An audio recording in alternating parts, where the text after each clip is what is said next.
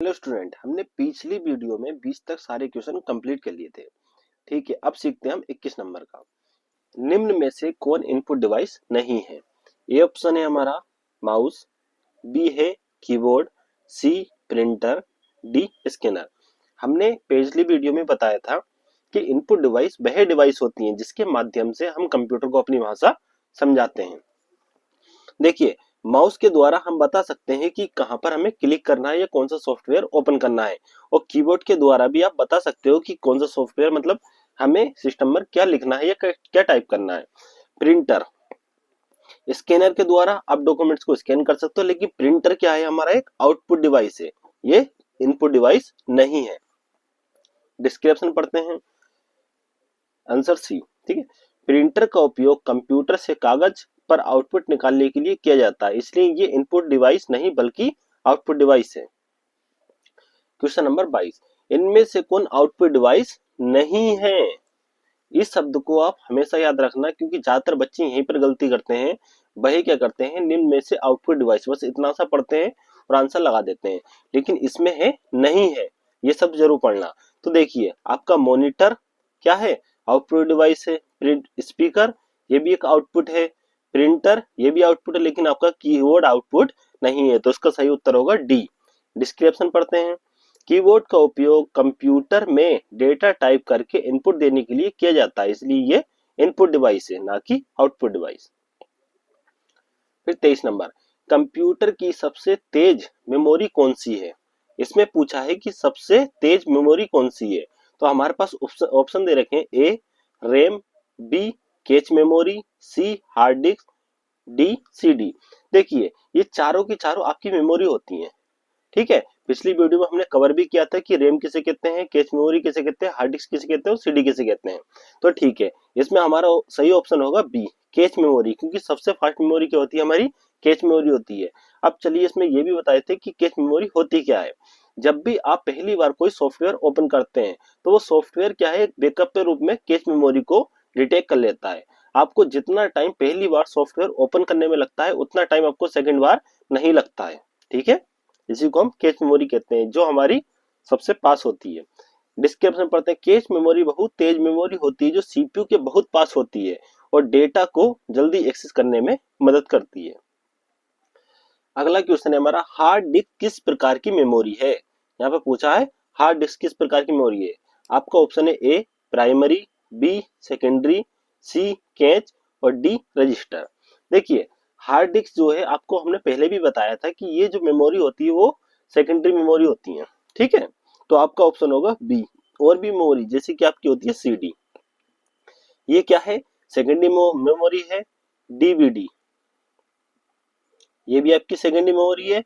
SDD, ये भी आपकी सेकेंडरी मेमोरी है। एक होता है पेन ड्राइव, ये भी आपकी सेकेंडरी मेमोरी। सेकेंडरी मेमोरी वह मेमोरी होती है जो अलग से लगाई जाती है। डिस्क्रिप्शन पढ़ते हैं, hard disk secondary storage device है क्योंकि इसमें डेटा लंबे समय तक स्थायी रूप से स्टोर किया जाता है। अगला क्वेश्चन है, कंप्यूटर की गति किसमें मापी जाती है? देखिए, जिस प्रकार से हम किलोग्राम मीटर वगैरह में नापते हैं, वैसी कंप्यूटर की गति मापी जाती है। तो वाइट्स, हार्टेज, मीटर, बोल्ट। देखिए, आप इसके अंदर तुक्का, कभी कभी बच्चे क्या होते हैं तुक्का लगाते हैं, तो तुक्का भी आपको सही तरीके से लगाना है। जैसे कि देखो, मीटर, मीटर के अंदर तो आपको नाप नहीं सकते क्योंकि मीटर में तो कपड़ा नापा जाता है।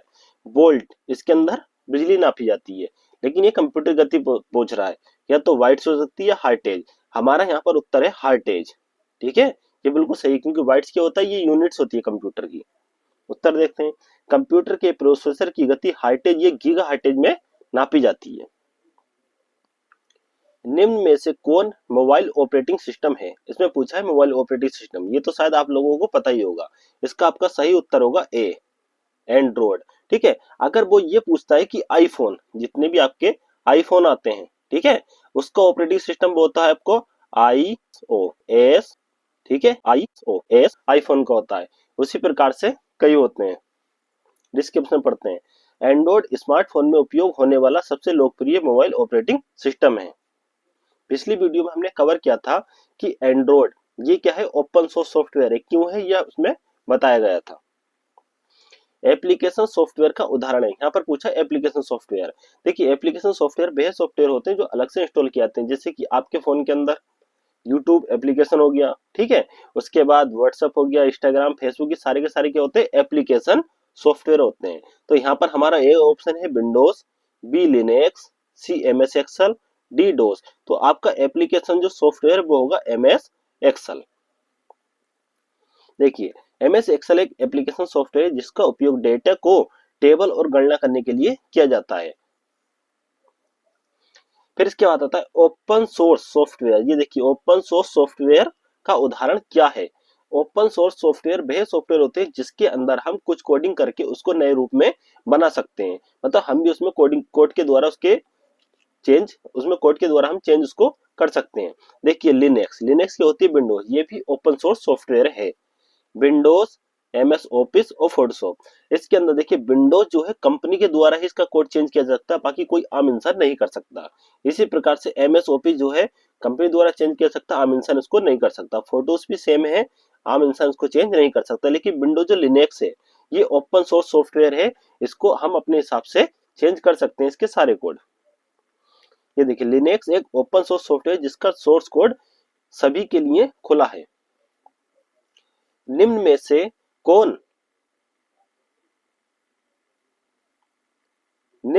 कौन प्रोप्राइटरी सॉफ्टवेयर है, लिनक्स, विंडोज, वंतु या एंड्रॉइड। ठीक है, अब देखो प्रोप्राइटरी सॉफ्टवेयर वही सॉफ्टवेयर होते हैं जिसको जिसको हम चेंज नहीं कर सकते, ठीक है, जिसके कोड्स को हम चेंज नहीं कर सकते। हमने पहले क्वेश्चन में पढ़ा था कि लिनक्स में हम चेंज कर सकते हैं, यानी कि ये सॉफ्टवेयर नहीं होगा।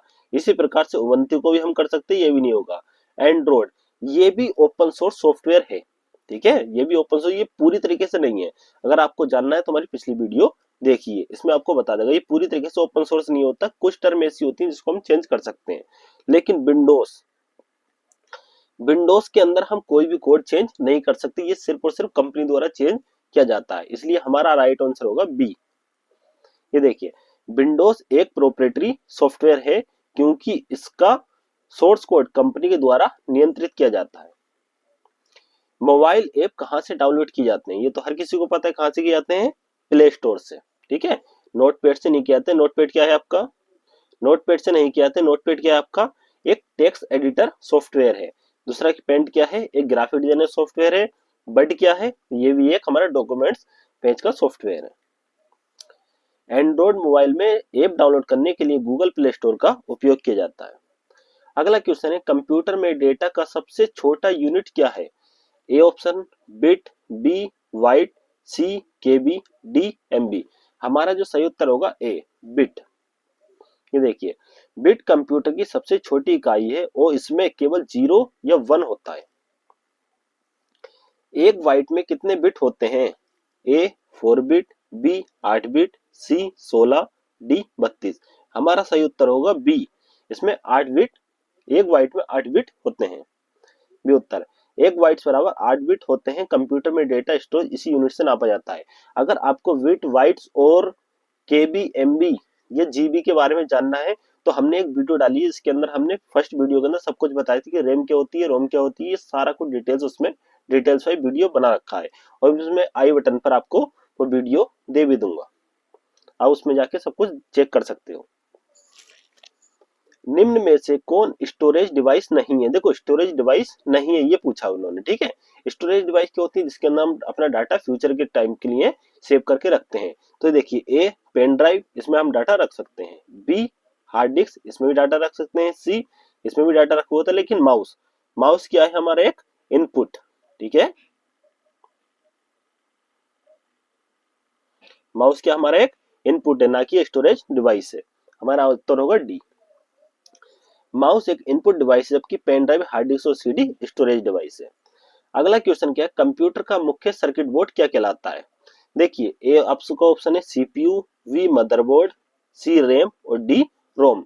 आपका जो मुख्य सर्किट है वो होगा मदरबोर्ड। और ये देखिए मदरबोर्ड की हमने इमेज भी दे रखी है, आप इसमें का जो बॉक्स देखते हो इसी को हम कहते हैं मदरबोर्ड, ठीक है। हमारा उत्तर होगा बी। मदरबोर्ड कंप्यूटर का मुख्य बोर्ड होता है, इसमें सीपीयू, रैम और अन्य हार्डवेयर जुड़े होते हैं। निम्न में से कौन आउटपुट डिवाइस है? ठीक है, ए प्लॉटर, बी माउस, सी कीबोर्ड और डी स्कैनर। हमने पिछले क्वेश्चन में पढ़ा था कि माउस, कीबोर्ड और स्कैनर ये हमारे क्या होते हैं? इनपुट। ठीक है, ये हमारे इनपुट होते हैं। प्लॉटर, प्लॉटर हमारा क्या होता है? आउटपुट होता है। प्लॉटर को जो सही भाषा में कहते हैं वो आप प्रिंटर भी कह सकते हो। ये देखिए आपको दिखाई दे रहा है, बड़ी मशीनरी वगैरह प्रिंट करने के लिए हम प्लॉटर का उपयोग करते हैं।